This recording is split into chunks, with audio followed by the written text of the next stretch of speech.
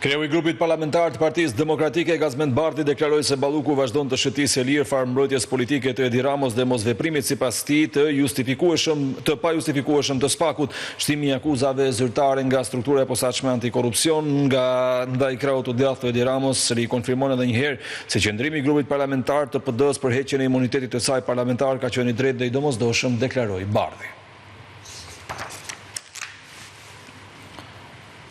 Disa minuta të aktualitetit kam kënaqësinë të ndaj me analistin Mentor Nazarko, i cili më bashkohet drejt për së drejti. Nazarko, mirëmbrëma, kënaqësi që po flasim së bashku. Mirëmbrëma. Fillimisht, reagime të shumta në lidhje me ndarjen e re territoriale, i cili është propozuar si draft nga Partia Socialiste, po duke marrë parasysh se i ka votat në parlament, ndoshta nuk e di si mund të reagojnë pas çfarë ka ndodhur gjatë këtyre 24 orëve, po mund të quhet i përfunduar. Pse 15 bashki më pak nga ana e Partisë Socialiste kur e bëri vetë reformën në 2014-2015? Nëse do i referoheshim këtyre reagimeve, shkret e qartë që si në çdo fushë marrëdhënie shoqërore, institucionale, individuale, prishja e status quo-s krijon pakënaqësi, ndonjëherë edhe të mëdha. Pra prishja eventuale një ndarje ekzistuese territoriale dëmton prek interesat e atyre grupeve, atyre individëve, atyre personaliteteve politikë që janë mësuar të funksionojnë, të fitojnë, të përfitojnë me këtë ndarje ekzistuese. Së pari, së dyti, unë jam plotësisht dakord që për ndarjen territoriale të re të kishte sa më shumë konsensus, mirë po nëse do shikojmë mënyrën se si dy palët ofruan versionin e këtyre të ndarjes, që ka diferenca të mëdha, PD-ja flet për 100, hendek madh dhe PD-ja flet për zvoglim, atëre mundësia e konsensusit duket e vogël. Mundësia e konsensusit duket e vogël, po të mbajmë parasysh faktin që protesta krijon një mekanizëm presioni psikologjik, po jo thjesht psikologjik edhe elektoral tek të dy partitë që të mos i tregojnë opinionit publik votime konsensuale. Pra, është krejtësisht e qartë që vështirë se do ketë konsensus. Së katërti,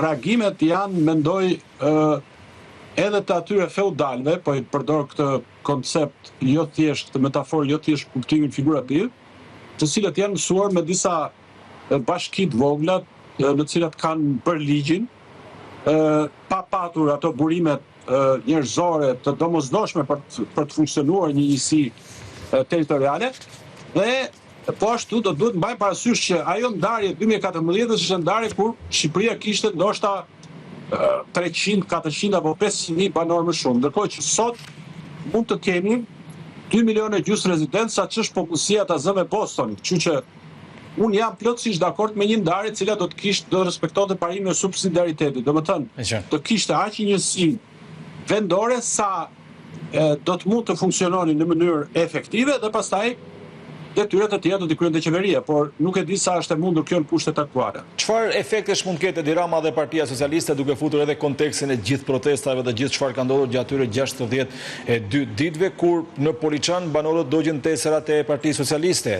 Kryetari i partisë atje dha ndërheqjen duke deklaruar se nuk e pranon që të hiqet identiteti i zonës. Pa bashkitë të tjera ku punonjësit e bashkisë kishin mbyllur për 10 minuta dyert. Pra, a mund të jetë kjo në një farë mënyre edhe një sqarim i shpejt sot më pasi Mazniku që u duk disi nxituar duke thënë se nuk do të ketë mbyllje dhe shkrirje, po do të jetë thjesht një rimodelim i ri. A mund të ketë pasoja elektorale Partia Socialiste dhe Edi Rama nga kjo lëvizje, zoti Nazarko?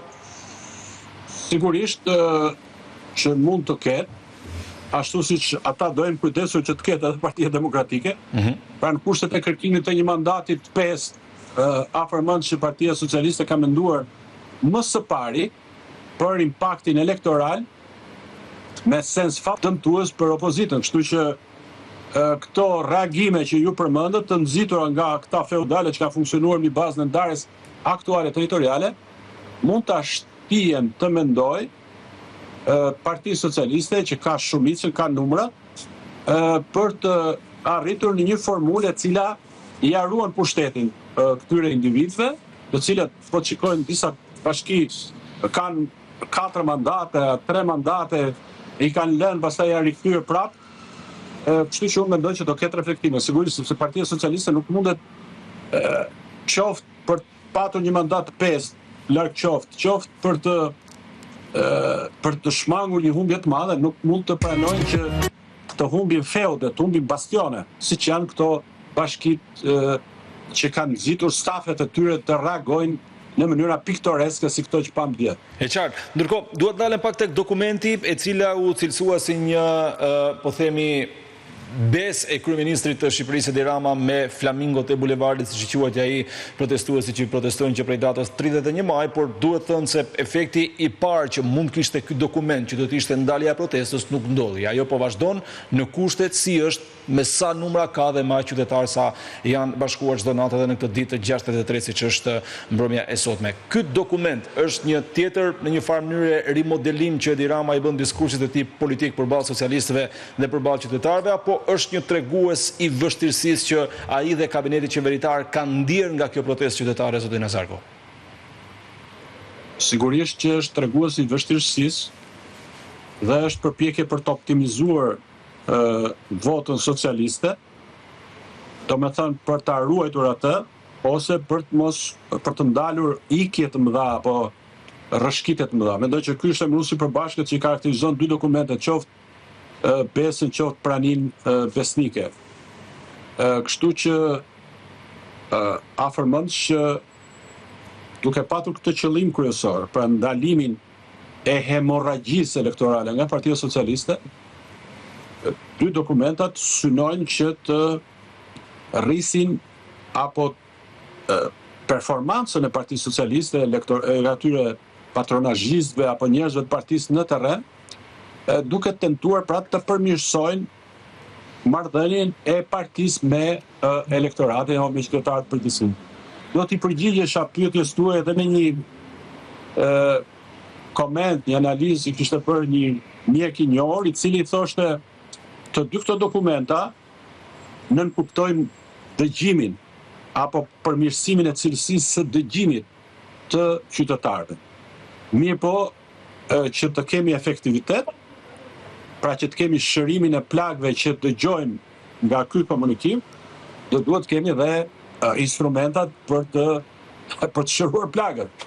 Pra duhen politika të reja, duhet ndryshimi modelit të zhvillimor ekonomik dhe politik, dhe këtë nuk e di, ma është aftë Partia Socialiste, zoti Rama, që të bëjnë ndryshime të kësaj natyre, ndryshime themelore.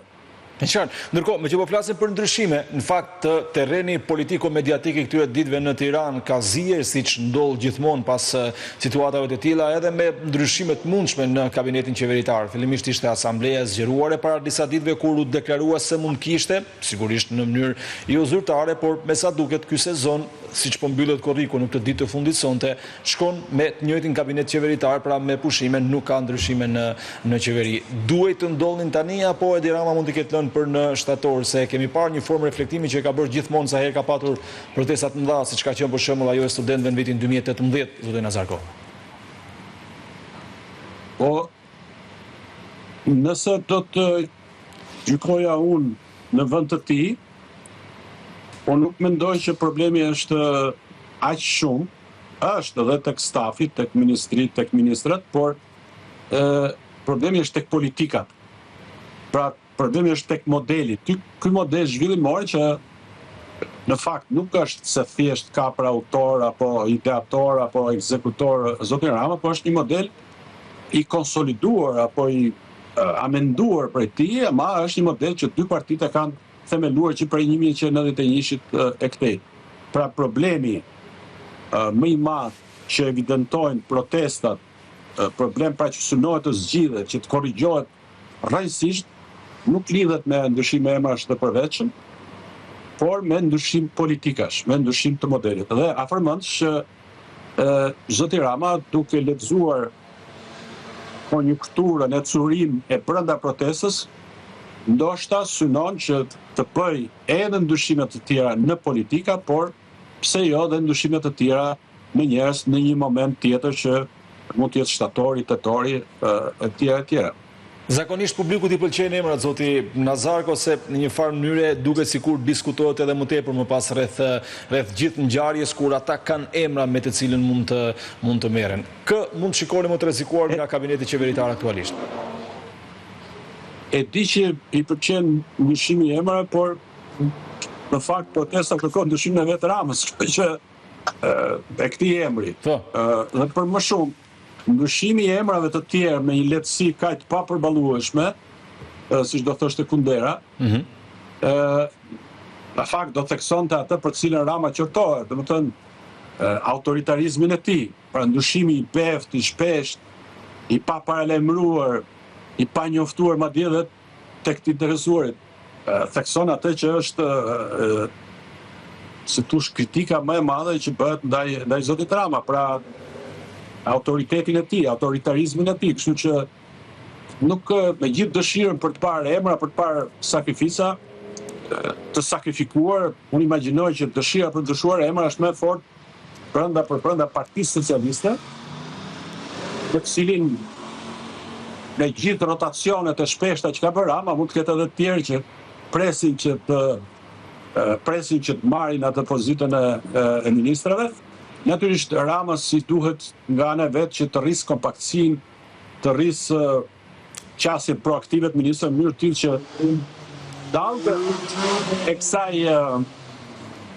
e kësaj po themi stuhie detare që e ka pllakosur Partinë Socialiste qeverisjen e tij, mos jetë vetëm ai që tentojë të ndalojë, po të jenë edhe ministra, pra të ketë një përfshirje jo thjesht të tij, po edhe të ministrave, të drejtuesve të partisë, zaten prandaj është dhe Besa apo dhe Prania Besnike, pra dalgët mos t'i përballojë vetëm ai individualisht, por edhe të tjerët. Kështu që çdo ndryshim eventualisht e emrash mund të lidhet me këtë nevojë prioritare që ka zoti Rama. Por për shembull, me që ju më përmendët, por imagjinoj që ai nuk është ndjer mirë ta zëm që ministri i bujqësisë apo ministri i mjedisë nuk kanë reaguar ta zëm për shpjeguar qasjen mjedisore të qeverisë në lidhje me atë që ndodhi në Zvërnec.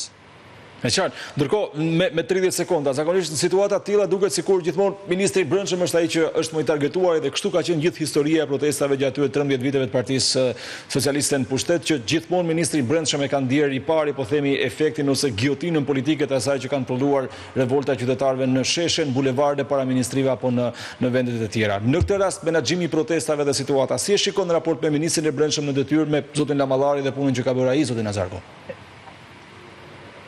Ai mund të ketë qenë më i ekspozuari, por unë mendoj që menaxhimi i protestave ka qenë detyrë e policisë, pra drejtorit të përgjithshëm të policisë, kështu që nëse ka probleme apo nëse zoti Rama mendon që ka probleme, nuk besoj që ato lidhen me ministrin e Brendshëm, por kjo është si të shtje fallë, nuk shtje do të fallë, dhe mendoj që 30 minutat u arritën. Jo, 30 minutat nuk kanë arritur akoma, zoti Nazarko, po 30 sekondat, më fal. 30 sekondat. 30 sekondat. Dakor, se më kapi frika për kohën totale të bisedës. Dhe thash se po më kërkoni një largim. Marrëveshja e Huas me Shtetet e Bashkuara të Amerikës ngjalli shumë reagime. Fillimisht për faktin pse duhet ishte konfidenciale kur vendet e tjera e kanë publikuar, pse Partia Socialiste sipas opozitës shkeli procedurën parlamentare që në 24 korrik u minatua nga Këshilli i Ministrave, në 27 u bë seanca plenare ku ligji thotë se duhet kaloj të paktën një javë nga momenti kur minatohet deri te kalimi në Kuvendin e Shqipërisë dhe më pas i gjithë episodi me Agron Shehajn, zoti Nazarko. Po, unë nuk besoj që vendet e tjera kanë publikuar tërësisht një marrëveshje si kjo, ato pak shtete që kanë këtë lloj raporti preferencial me Shtetet e Bashkuara, së pari, së dyti, edhe unë do dëshiroja që të kishte konsensus, pra që edhe Partia Demokratike të votonte pro, por siç ju thash, në kushtet e protestës, Partia Demokratike megjithëse me një sebeb si ky, një hua për blerje armatimi nga Shtetet e Bashkuara të Amerikës me para amerikane, që është fakt një linjë e kësaj administrate, këtij presidenti, për të rritur shpenzimet për mbrojtjen, Partia Demokratike nuk do të kishte dëshirë kushtet e protestës që të votonte konsensualisht bashkë, pra të bashkonte votat me PS. Për këtë arsye mendoj që u nxit artificialisht një lloj distancimi saj, apo kemi edhe këtë ankesën gjykatës kushtetuese me 7 pika, unë mendoj nuk qëndrojnë. Mendoj që nuk janë të themelta pretendimet pas cilave ka shkelje procedurale apo shkelje kushtetuese. Element për ta përmbyllur, element të caktuar të marrëveshjes janë bërë publike, element të tjerë nuk janë publike, imagjinoj që është dhe kërkesë e palës tjetër. Ndërkohë që për zotin Shehaj mendoj që bëri një gjest i cili ndonë se ai vetë gjatë kësaj periudhe mund të jetë rritur elektoralisht, mënyra se si e menaxhoi në një mjedis ku ka plot kamera, mendoj nuk ka qenë më mirë mundshme dhe ai vetë me siguri do dëshironte t'ia kursente vetes atë pamjen e tij duke ecur ndonse me një vrap atletik, apo jo? Nuk do dëshironte që të shihej për më shumë nga mbrapa, domethënë, kështu që me gjithë pretimet veta që marrëveshjet duhet të kishte megjithatë një shkallë të caktuar transparence për deputetët që hitnin votat në fundit. Në qartë. Opinioni publik është përfshirë gjatë atyre 24 orëve nga një reagim shumë i fortë për disa deklarata që u bën fillimisht nga kryediplomati i Serbisë Marko Đurić, që u konfirmuan nga homologu i tij shqiptar Ferit Hoxha se Serbia do të hapë një konsullat në Shkodër, ndërsa do të bëhet pra njëjta gjë edhe për Shqipërinë në Bujanoc. Gjë që ka nxitur reagime për faktin se numri i serbëve në Shkodër është shumë herë më i vogël se i shqiptarëve të Kosovës që jetojnë në Bujanoc, dhe nga ana tjetër edhe për faktin se një lloj dakordësie e tillë vjen vetëm pak pasi një ministre e kabinetit në cilën bën pjesë edhe Marko Đurić, ministria e pushtetit lokal të Aleksandar Vučić, ka deklaruar se po të ishte në kohën e Miloševićit do t'i spastronte etnikisht shqiptarët. Çfarë kërkon të marrë në të vërtetë Serbia në Shkodër përmes kësaj konsullate, zoti Nazarbo? Shkoni, nëse do bëjmë lehtësim tërësor të gjithë fakteve që ndërlidhen me këtë skenar potencial, pra hapjen e një konsullate të Shqipërisë në Bujanoc dhe për reciprocitet hapjen e konsullate të Serbisë në Shkodër, do duhet themi që bëhet fjalë vetëm për një proces i cili nuk është përmbyllur. Sipas asaj çfarë është konfirmuar zyrtarisht, ministri i jashtëm foli dje, ka patur një kërkesë të parë nga Shqipëria për Bujanocin, për të çelur pra një konsullat atje, dhe Serbia ka kërkuar, sipas konventës së Vjenës, të hapë një konsullat në Shkodër. Pra, kjo është radha e veprimeve, s'ka asnjë radhë tjetër. Pra, nuk është Serbia që ka kërkuar Shkodër dhe ne i themi po edhe pastaj kemi kërkuar Bujanoc. Tani Bujanoci është pjesë e 3 komunat Luginës, Preshevës, në cilën shqiptarët duke ballafaqur me një ikje apo braktisje të tokës ku ata kanë lindur. Për hir të vërtetës, Kosova është duke bërë një punë të madhe, duke destinuar për banorët atje një shumë e cila nga 2 milion ka shkuar në 4 milion euro, por kjo shumë nuk shkon dot, madje as një pjesë fare vogël është duke shkuar për shkak të bllokadave që zhvillon Serbia. Unë nuk di të them, por pande supozoj që Kosova bashkë me Shqipërinë mund të jenë bashkë në përpjekjet që nëpërmjet kësaj konsullate, po e supozoj, të krijojnë një institucion të pranishëm në territor, pra në Bujanoc, për të shpërndarë këto mjete në favor të popullsisë shqiptare atje, që është 60.000, në gjithë Serbinë mund të jetë 100.000, pra për të patur një prani institucionale. Imagjinoj po ashtu, këto janë të reja që po ju them, që edhe brenda faktorit shqiptar në Lugin mund të ketë pak kënaqësi se pse Bujanoc jo në Presheva po diku tjetër. Në Medvegj. Kjo është gjë. Në Medvegj kishte një propozim dikush tjetër. E pash prandaj po them.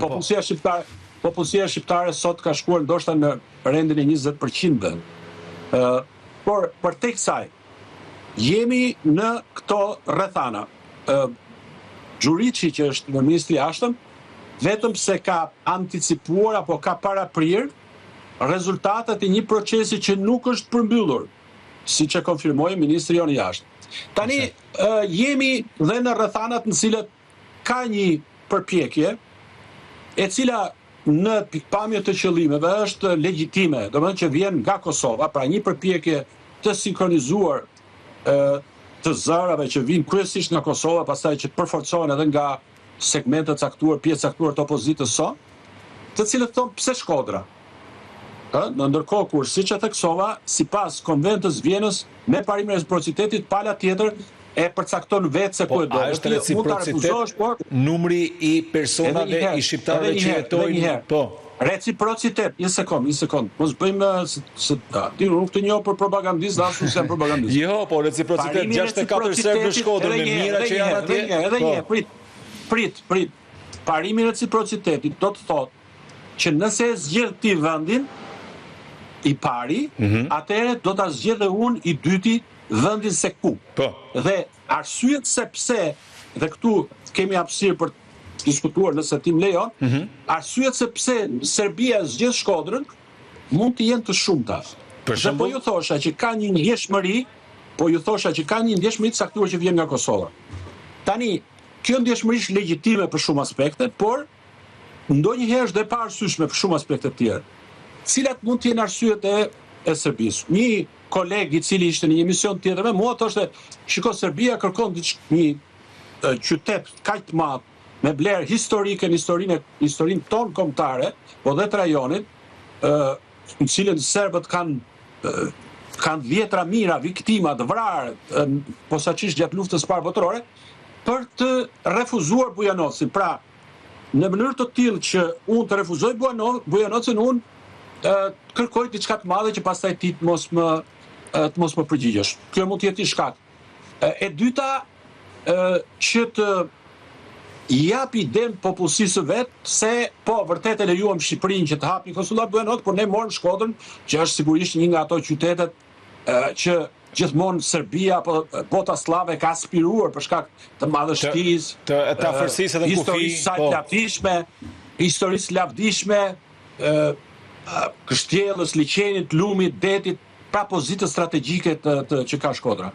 Këto mund të jenë arsyet që kanë nxitur Serbinë, ashtu siç nxjerrja e këtij lajmi tani, pra po citoj një ekspert sigurisë së Kosovës, thotë Serbia e di, dhe këtu ja arriti qëllimin, që një bërja publike, ishte Serbia që bëri publike të parën ecurinë e procesit të negociatave deri tani, ajo e dinte që do krijojë ky reagim do të përkeqësonte pozitën e vështirë të Ramës sot për shkak protestave dhe për pasojë negociatat do ndalesh edhe nuk do bëhe as Bujanovci as Shkodra. Që edhe kjo ngjan si një perspektivë reale. Gjithsesi, do të shtoj një konsiderat për atë që është ndjeshmëria e Kosovës, ju thash, sepse kam parë, natyrisht pjesa më e madhe e kritikëve vijnë kryesisht nga vetëvendosja. Po ka edhe pjesë tjetër kritikëve për Shkodrën që janë nga parti tjera, por këtë arsye duhet marrë seriozisht, se po të ishte vetëm nga vetëvendosja, do ta paraqykonin partiakisht apo politikisht apo individualisht. Shkoni Kosova me të drejtë pra dhe UNAM synon pra që ta ndërgjegjësoj Shqipërinë. Shikoni se ju nuk e njihni Serbinë, se Serbia është kështu ose Shqipëria është. Por Kosova së pari duhet të jetë e ndërgjegjshme vetë që ta pengoj Serbinë, që është shumë e fuqishme në territorin e Kosovës, qoftë nëpërmjet agjenturës vjetër, qoftë nëpërmjet agjenturës re, qoftë duke shfrytzuar mungesën e eksperiencës, paditurinë, përçarjen, bllokadat institucionale që ekzistojnë në Kosovë. Shqipëria vetë është pjesë e NATO-s, mund të jetë pjesë e BE-s dhe ka mekanizma që në Shkodër, që është bastioni fuqishëm i shqiptarizmit, të frenojë çdo lloj inkursioni eventual që mund të vijë që mund ta krijojë Serbia o nëpërmjet konsullatës me 1 apo me 2 persona, a nëpërmjet ambasadës që e ka qendrën në Tiranë që është 1 orë larg. Pra Shqipëria është mjaftueshëm e fortë që të rezistojë qoftë në Shkodër, që ka këtë peshë historike, qoftë në Durrës, se mund ta kërkonte në Durrës, por atëherë do kishin pretendimin tjetër se Serbia do të dalë në Durrës, qoftë në jug ku ka një prani të madhe në det, qoftë në jug ku ka një prani të madhe turistësh serb, nuk e di sa ka, ministri i jashtëm fliste që ka turistë serb në Lipoj, nuk e di nëse ka. Por pra, kudo që të ishte, do të kishin pretendime të tilla, do të kishin ndjeshmëri të tillë, por është mirë që një proces si ky vendoset koordinatat e dura, edhe sa i takon pjesës diplomatike, edhe sa i takon pjesës historike, dhe mos bëjmë zhurmë pa që nevoja, sepse siç thash nuk ka asnjë vendim. Kështu që këtë kuptim zhurma është shpërpjestuar dhe tepër. E kuptoj, jam në fund fare zotin Nazarko, me 1 minutë si u duk zgjedhja ose rizgjedhja e Lumir Abdixhikut në krye të LDK-s në Kosovë dhe fakti që thotë se do të pranojë të bëjë koalicion me vetëvendosjen, po pse nuk e bëri më herët pas 9 shkurtit 2025 dhe kursonin 2 palë zgjedhje, një 23 milion euro Kosova nga zgjedhjet e 28 dhjetorit dhe të 7 qershorit? Ju e kapët eksaktësisht atë pikë që do të nënvizoj edhe unë. Pra, kjo është ky është argumenti i fuqishëm sepse zoti Abdixhiku mund të refuzonte për të bërë koalicion me vetëvendosjen, por më besoni unë e shoh se interesi shtetëror i Kosovës, interesi i Kosovës, por dhe interesi kombëtar është që Kosova të pajiset sa më shpejt institucione. Unë nuk i besoj kritikëve të Abdigjikut apo të Abdigjikut plus zonjën Osmani që ata duke u përfshirë në qeverisje me të do të humbin identitetin, do të psohen, do shndrohen në një apendix të vetëvendosur. Unë besoj që ata do ta ruajnë identitetin e LDK-s. Sigurisht zoti Abdigjiku që me një numër kaq fare të vogël arriti që të konfirmojë sekretarët, duhet ta mbajë të bashkuar partinë, duhet të jetë sa më përfaqësues.